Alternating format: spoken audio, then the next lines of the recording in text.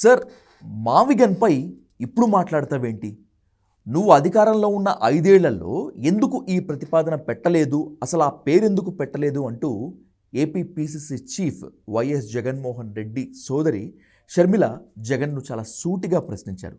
దీనిపై మీ విశ్లేషణ ఏంటి సార్? అంటే మావిగన్ అని జగన్మోహన్ రెడ్డి అమరావతికి వ్యతిరేకం. ఎందుకు వ్యతిరేకం అంటే అది చంద్రబాబు నాయుడు బ్రెయిన్ చైల్డ్ని, అది చంద్రబాబు నాయుడు మానస పత్రిక.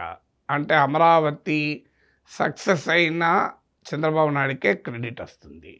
అది ఫెయిల్ అయిందనుకోండి, ప్రాబ్లం ఏమో జగన్మోహన్కి వస్తుంది. సో అందువల్ల చంద్రబాబు నాయుడు బ్రాండ్గా ఉన్న ప్రాజెక్ట్ కనుక తాను డిజైన్ చేసుకున్నాడు జగన్మోహన్ రెడ్డి. సో అందువల్ల ఆయన 3 రాజధానులు అన్నాడు, వైజాగ్ అన్నాడు. కానీ ప్రజలేమో తిరస్కరించారు. మీకు లాస్ట్ ఎలక్షన్స్లో 3 రాజధానులు అన్నా కూడా 3 చోట్ల ఓడిపోయారు. సో దాంతో జగన్మోహన్ రెడ్డికి ఒక సవాల్ అనిపించింది. మళ్ళీ తాను అమరావతికి అంగీకరిస్తే టీడీపీ ముందు ఓడిపోయినట్లు అవుతుంది. అట్లని చెప్పి 3 రాజధానులు అంటే జనం ఒప్పుకోరు. సో అందువల్ల విశాఖకు పోలేడు, అమరావతికి రాలేడు. అందుకే మధ్య మార్గంగా మావిగన్ అని మొదలుపెట్టారు.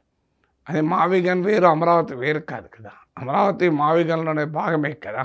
మరి అప్పుడే తాను 5 ఏళ్ళ అధికారం ఉన్నప్పుడే మావిగన్ అంత అద్భుతమైన ఐడియా వస్తే మావిగన్ని రాజధాని చేసి అమరావతిలో అసెంబ్లీ ఇవి కట్టి ఈ 3 రాజధానులు లేకుండా లెజిస్లేటివ్, ఎగ్జిక్యూటివ్, జ్యుడిషియల్ గొడవ లేకుండా ఎంటైర్ మచిలీపట్నం, విజయవాడ, గుంటూరు కారిడార్ను క్యాపిటల్ కారిడార్గా ప్రకటించి ఉంటే బాగుండేది కదా.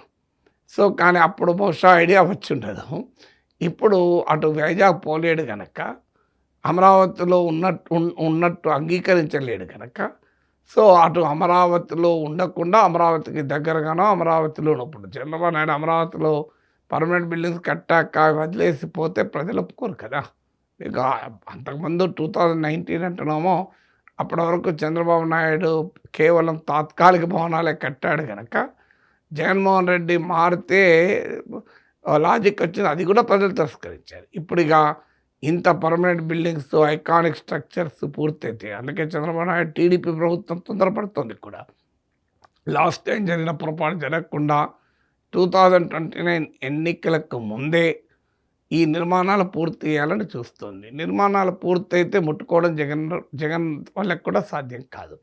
సో అందువల్ల అక్కడి నుంచే పరిపాలన చేయాలి ఒకవేళ మళ్ళీ ప్రభుత్వంలోకి వస్తే. సో అప్పుడు మళ్ళీ నువ్వు అమరావతిని కాదన్నావు, అమరావతిలో ఉంటున్నావు అనే ప్రశ్న రాకుండా నేను అమరావతి కాదు, మావిగన్ రాజధాని అనే ఒక ఎత్తుగడలో భాగంగా అంటున్నాడు. సో అప్పుడు సహజంగా ఈ క్వశ్చన్లు వస్తాయి కదా. మనం 5 ఏళ్ళు ఉన్నప్పుడు మనం 3 రాజధానులు ఇవన్నీ అనకుండా అప్పుడే మావిగన్ అని అనుంటే పంచాయతీ ఉండేది కాదు కదా అని.